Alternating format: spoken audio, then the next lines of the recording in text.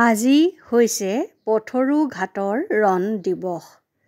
আচলতে পথৰু ঘাটৰ ৰণ হৈছে ব্ৰিটিছ ইষ্ট ইণ্ডিয়া কোম্পানীৰ বিৰুদ্ধে 1894 চনৰ 28 জানুৱাৰীত অসমৰ দৰং জিলাৰ মঙলদৈ চহৰৰ পৰা প্ৰায় 16 কিলোমিটাৰ পশ্চিমত পথৰু ঘাট নামৰ ঠাইখনত মাটি খাজনা বৃদ্ধিৰ কাৰণে প্ৰতিবাদ কৰিছিল।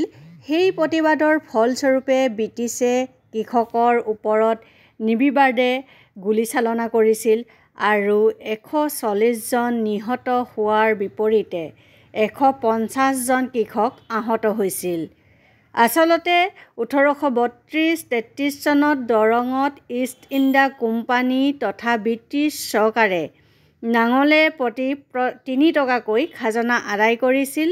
তেনেদৰে 1842-43 চনত মাটি পিয়ল কৰি 3 শ্ৰেণী কৰি খাজনা বৃদ্ধি কৰিছিল।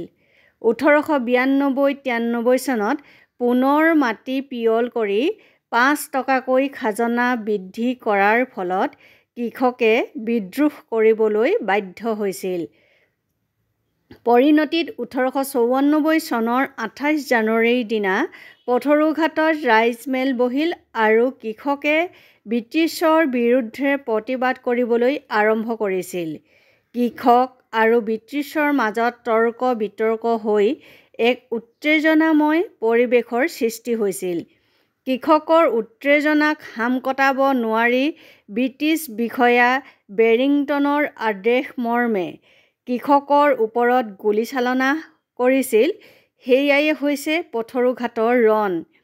আমি আজি সেই শ্বহীদসকলক শ্ৰদ্ধাৰে সুঁৱৰিছোঁ।